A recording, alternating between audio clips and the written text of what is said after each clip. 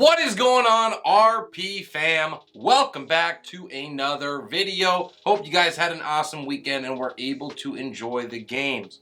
Today I am going to do a quick playoff review of the games that happened over the weekend. I'm going to look at all 4 games and just give some of my thoughts, key stats, things that stood out to me from each of them. If this is your first time watching Relentless Press, welcome. Happy to have you with us. Please consider dropping a like on the video. That helps us continue to move forward. And if you would subscribe to the channel as well, that would be oh so appreciated. We are working our way to our first 1,000 subscribers and would love to have you along for the journey. So let's jump right in to the games on Saturday. We begin with the Baltimore Ravens and the Houston Texans. Of all the games going on over the weekend, I thought this one might get out of hand the most, but I was wrong at least until halftime.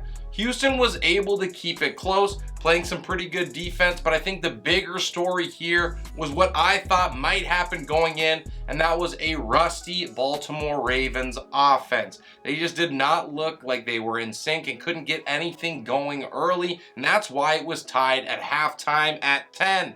However, that defense for Baltimore, as they've been all season, was dominant. They held the Texans to 3 points offensively. The touchdown Houston scored was on a return touchdown. Now, this Texans offense struggled against Baltimore the entire season. I talked about it last week going in that they had only scored 9 points in their first matchup back in week 1. They played 4 quarters twice and scored 0 offensive touchdowns against this Ravens team. And I think that is the key takeaway. That although Baltimore offensively was not ideal, at least early on, that defense came to play from the first snap, and they absolutely dictated this game. And then, of course, there was Lamar Jackson. He became the first player since 1948 to throw for 2 scores, rush for 2 scores, go over 100 yards rushing, and also have a passer rating over 100. It was an awesome performance from him, basically from beginning to end. And although he started out slow, Lamar Jackson did not make mistakes that would end up costing his team, and he played really good, smart football. As usual, he did plenty of damage on the ground, but Lamar Jackson showed that he can be elite as a passer when facing the blitz in this game. The Texans brought the house often against Lamar to try to keep him under control. Lamar was blitzed on 75% of his dropbacks. That was a career high for him.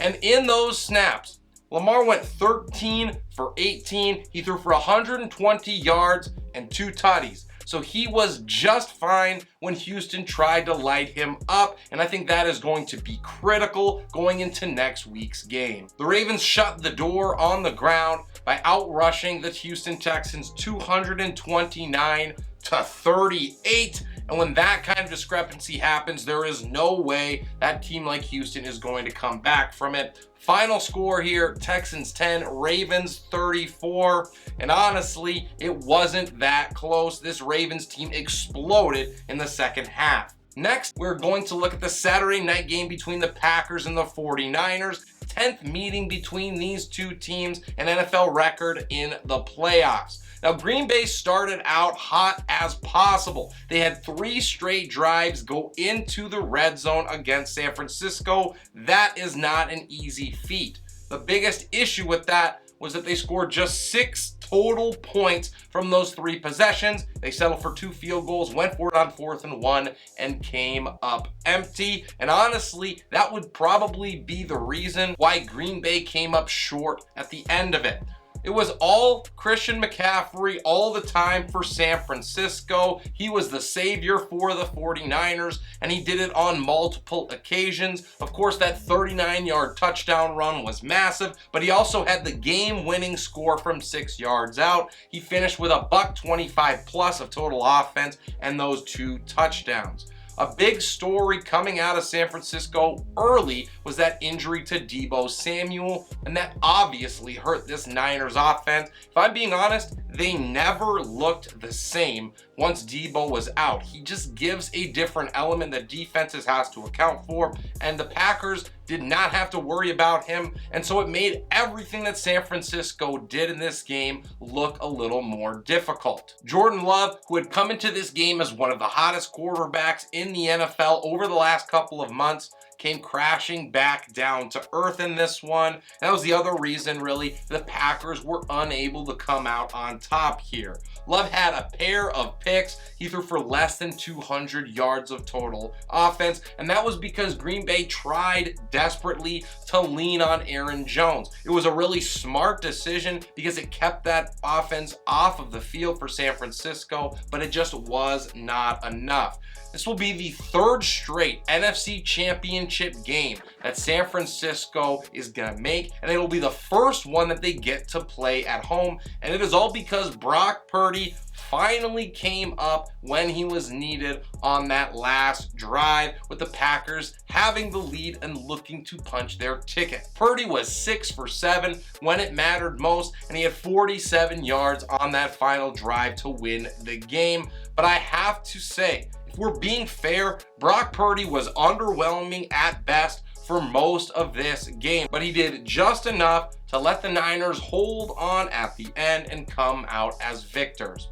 Now to Sunday's game, we're going to start keeping it in the NFC with the Bucs and the Lions. This was my most anticipated game, if only to see what Detroit was going to do. And this one was back and forth from start to finish, a very entertaining game. It was tied after every quarter here besides the fourth. 3-3 at the end of the first, 10-10 at halftime, and 17-17 headed into the fourth quarter. It was going to be about the quarterbacks really from beginning to end in this one, because the secondaries for both squads were the weaknesses, and that's how it played out. Jared Goff was solid basically the entire game. He finished with 287 yards and a pair of scores, and he led the Lions to 3 straight second half touchdown drives when they needed it most. Detroit also leaned, of course, on Gibbs. The rookie running back was electric as usual. 13 touches for him, 114 total yards. If you're doing the math at home, that is nearly 9 yards per touch. He had an explosive run, long one for a touchdown in the second half that really helped put the Lions back in control. For the Bucs, it was Baker Mayfield and Mike Evans trying to do everything to keep Tampa Bay in it. And although Baker did throw a pair of picks, one to start the game, which was horrible, and then one at the end where he was just trying to get it done, I have to give props to the Bucs. I thought that they would maybe keep it close, but ultimately would not have a chance to win it at the end. And I was wrong. Tampa Bay had every opportunity. That late pick by Baker, of course, took that away from them, but they were in it from start to finish. And for a team that was probably supposed to win 4 or 5 games and was picked as the last team in the NFC South for a majority of experts out there, this was an incredible season for Tampa. They should definitely keep their heads held high. After this ending to the season, it'll be the Lions going to their first NFC Championship game in 32 seasons.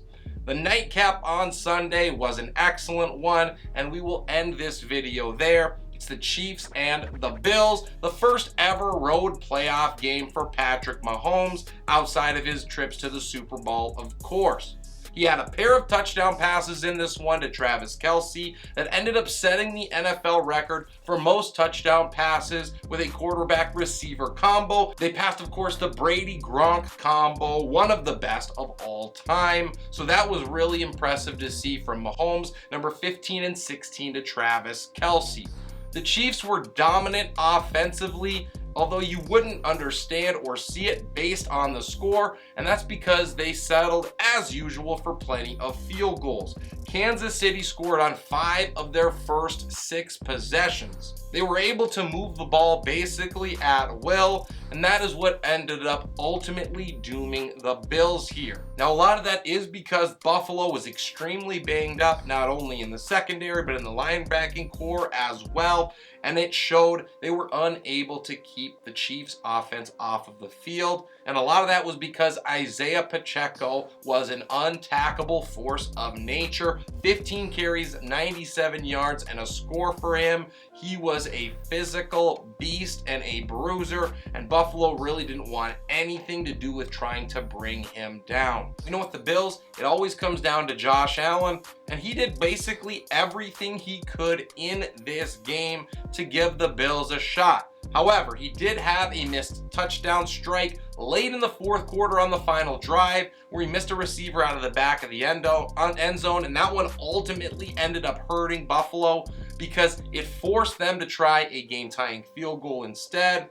If you didn't watch the game, I will save you the pain if you're a Bills fan. It's Tyler Bass. It's wide right, as usual in Buffalo from 44 yards out, and the Chiefs were able to run off the clock after that. A familiar ending for Buffalo. This is the third time in the last 4 seasons when they've been ousted from the playoffs by the Chiefs. And for Kansas City, they are now making it their 6th straight AFC title game. Woohoo! But really, I hope that Baltimore can pull it out next week, because I, for one, am sick of seeing Mahomes on TV in front of my face and in the Super Bowl. And with that, I will call it a day. I really hope you guys enjoyed today's video. Make sure you like it and then subscribe to the channel so that we can keep pushing towards 1,000 subs. What were some things that stood out to you about the games this weekend? Drop any questions or comments down below. I absolutely love the engagement. This is Relentless Press.